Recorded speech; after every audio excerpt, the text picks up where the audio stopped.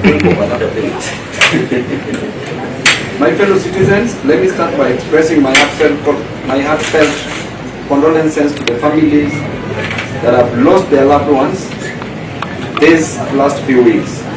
I feel your pain, and I know it will take time before meaningful healing comes. Those nursing injuries from the brunt of Ruto's forces in hospital beds and at home, I wish you quick recovery. May God console you. Kenyans, it is now exactly 1 month since the young people of Kenya came out in large numbers to assemble, demonstrate, picket, and petition their representatives to reject the Finance Bill 2024. The Gen Zs and millennials and Kenyans of goodwill, some young in body and some young at heart, stood together to say no to an oppressive tax regime. They also spoke. So I start again.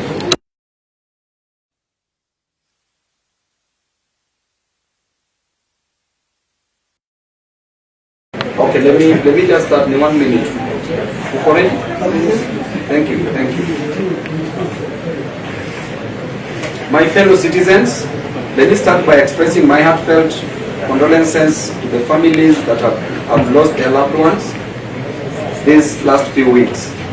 I feel your pain, and I know it will take time before meaningful healing comes.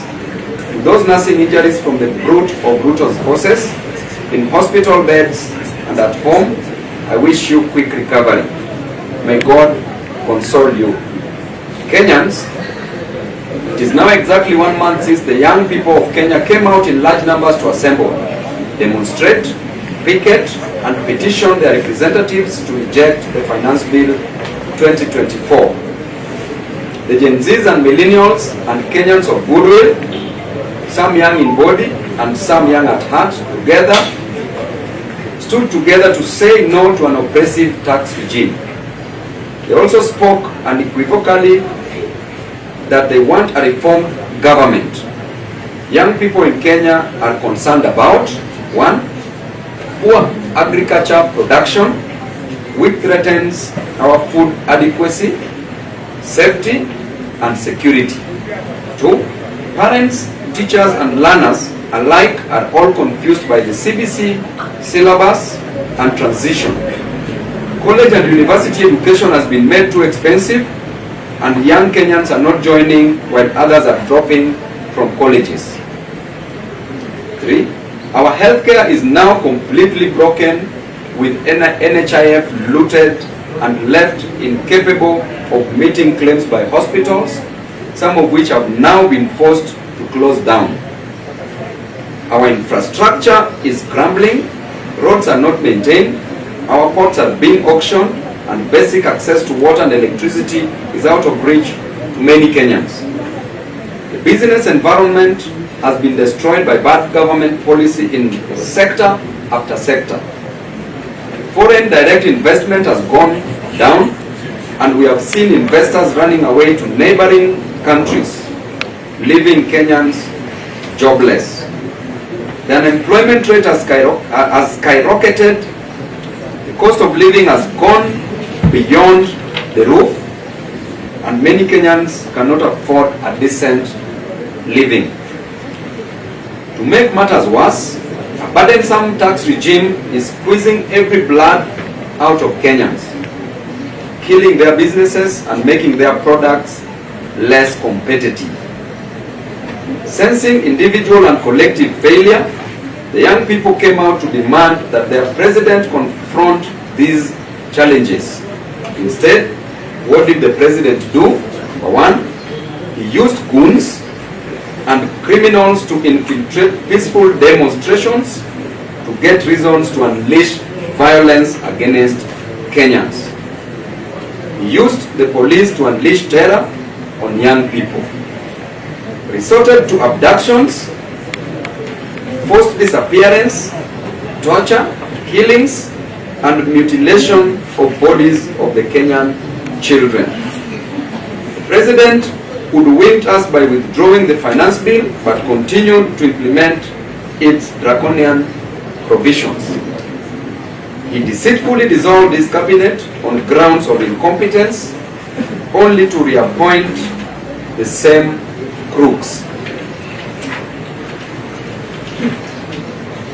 He completely refused to listen to the issues raised by Kenyans, and instead he raided the opposition to appoint cabinet secretaries in a bid to weaken oversight against his government and to gain cosmetic stability, to consider the next general election and to ignore this and the next generation. No Gen Zs were nominated in this cabinet, no gender rule considered, thereby discriminating on women. Persons with disabilities were not considered. The only disabilities which were considered were mental disabilities, which were considered in the current cabinet. Fellow Kenyans, these last few weeks, I have been to the mortuaries in this country helping desperate parents, siblings and relatives, neighbors and friends identify the bodies of their loved ones brutally murdered and bodies dumped in quarries or wrongly registered to conceal murder by the state. I have stood by parents and communities burying young Kenyans killed by President Ruto and his rogue policemen, following insane commands of people we put in office to secure our lives. As I speak today, so many parents and relatives are still distressed and emotionally broken as they try to search for their young children abducted by this dangerous regime. President Ruto has turned Kenyans against each other. Now he is trying to isolate some tribes and some ages and some regions to divide us some more. I want to say categorically that President Ruto is the real problem in this country. He is the real problem that this country is facing. He is the stumbling block to the modest reforms Gen Zs are asking for. In power, in a cosmetic overhaul, we demand from Ruto these bare minimums. Pay to the families who've lost their loved ones 1 million Kenya shillings for funeral expenses they are incurring. Number 2, compensate the bereaved families at 10 million Kenya shillings each for the excruciating pain, agony and suffering you have put them through. Declare a mourning day and hold a national funeral service mass in honor of the patriots you have killed. Pay all